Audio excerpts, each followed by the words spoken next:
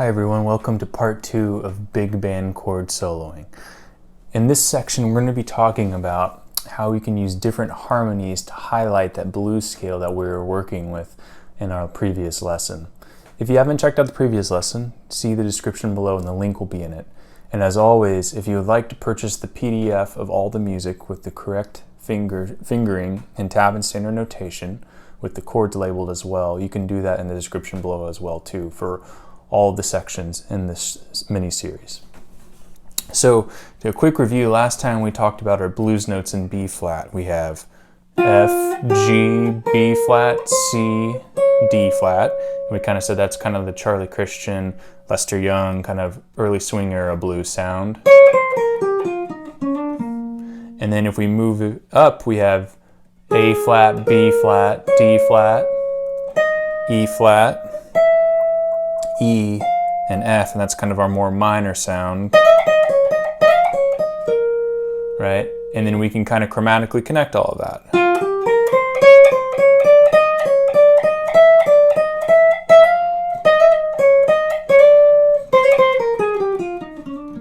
Okay, so those are kind of the notes we're working with, and we're just going back in between those two little areas. So in this section, we're going to talk about how we can use those notes and harmonize them with double stops, specifically sixths to start with. So the first one is just creating the sixth off of each note here. And that's really easy. We have F and A flat, G and B flat. We have B flat and D flat, C and E flat, D flat and E, okay? That's going to be our first group.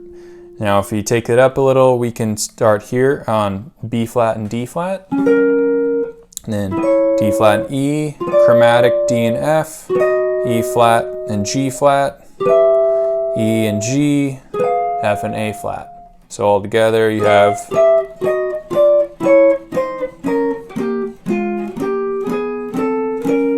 all of those working together. And then you can, move that across the neck into different areas like so.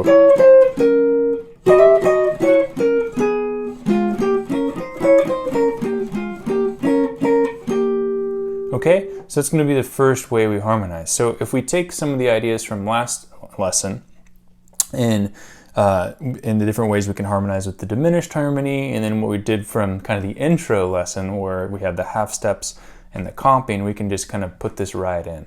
So I'll do a course of just the double stops, and then I'll kind of combine it all together to give you some examples to run with. And as always, the best way to kind of begin doing these things is create little blues licks for yourself, like, then try to harmonize it with the double stops. And that's how you kind of get these things under your fingers and in your ears. So just with double stops, we might go.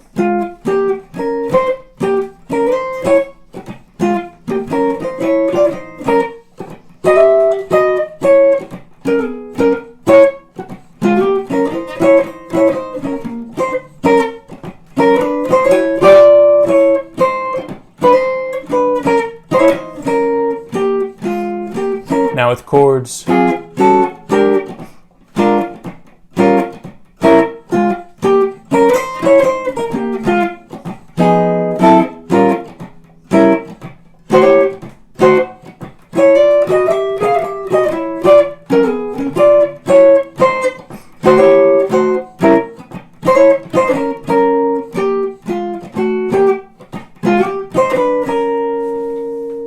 okay, so hopefully you can get some good ideas of just how you can kind of put in the bigger chords as well as those different shell voicings and some of that stuff, and mix in your double stops using the sixth to harmonize. So that's going to be our first instance of harmonization, one that you can expand on. The next one is using shell voicings of fourths. Now to me this sounds very more leaning to minor-esque. We really want to kind of dig in blues, not too much major stuff. But if we follow the pattern in the PDF, we've got to harmonize, again, those notes. We have a fourth, building of fourths right here. We have D to G, there's a fourth, G to C, there's a fourth, C to F, there's a fourth. So that's going to be our basic shape. and I use my finger barred with my second finger. So we have there, then we move it up a whole step to G, and then when we jump strings, we're going up to B flat here. So we have G to C as a fourth, C to F as a fourth, F to B flat as a fourth. So that's again bar, and then I use my third and fourth finger to get those other two notes on the first and second string. And then I just move that up harmony. B flat, C, D flat, D, E flat, E, F. And I like doing that a lot on the minor sounding. So, you know,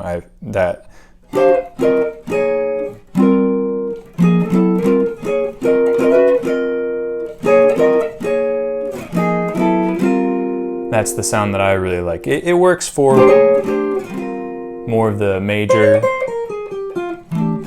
too, but the minor is what you'll hear a lot of those guys use, especially Barney Kessel.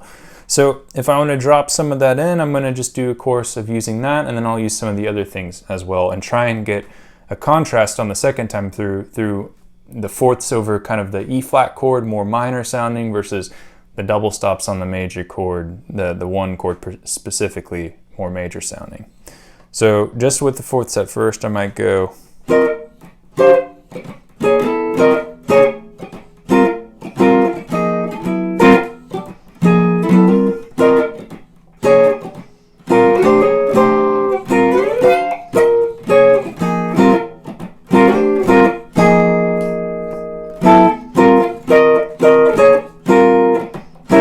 full chorus.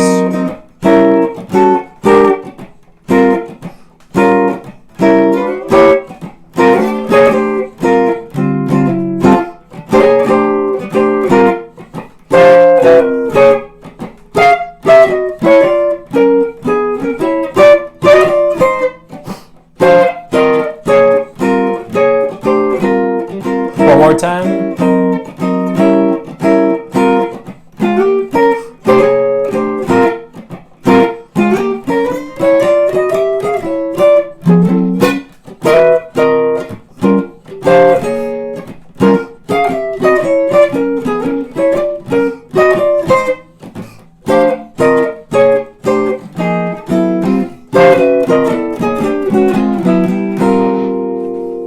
Okay, so that's how you can kind of put that in, really try and mess around with it over the 4 chord and on the 2 5s back. That's a good way of putting in the fourths.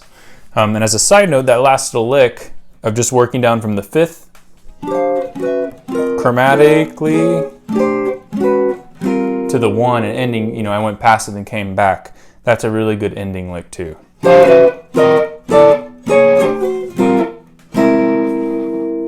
Okay, so just as a side note, as a little fun lick to use to end your tunes. The last one we can use, and this is one you're probably more familiar with, especially if you're coming from a blues background, is using sixths. So our basic 6th chord off the B flat is going to look like this. We have B flat, G, there's the 6th, D, and B flat. And this is the typical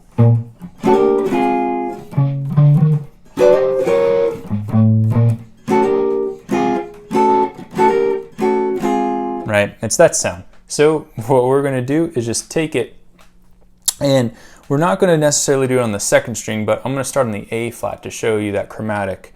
If we harmonize the A flat, chromatic up to B flat, then B flat up to C, to D flat, D, E flat, E, and F. Okay? So you can harmonize it all using this. So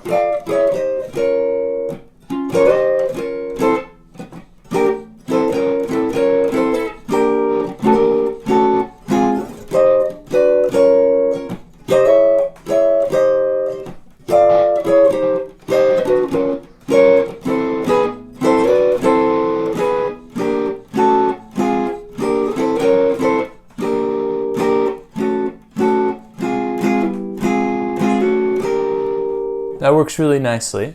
There are a few times where it kind of, you know, changes the color of the chord around, especially if you end on the C. You know, that's a C major sound if you're doing the 2/5. So you got to be careful of that, or you can do it and everyone else in the band needs to go, okay, it's a major chord you're harmonizing there instead of a minor.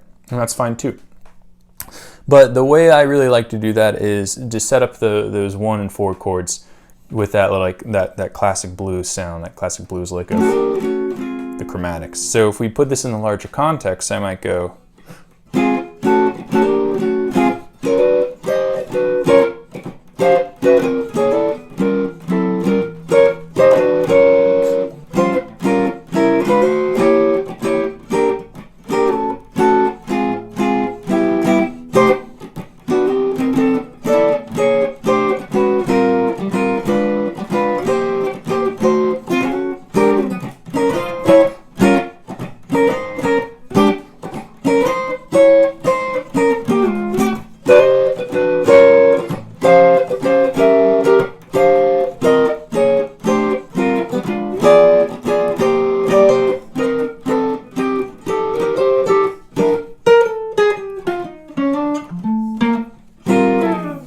Okay, so that's how you can kind of start using those 6 and especially on the 1s and 4s.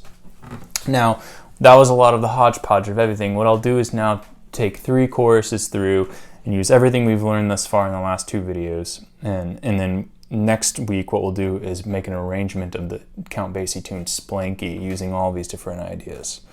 So I hope you learned some stuff. Hope you can steal some stuff from this last one. And once again, check out the description below for the previous video, as well as the introduction video and the way to purchase the tabs. Thank you.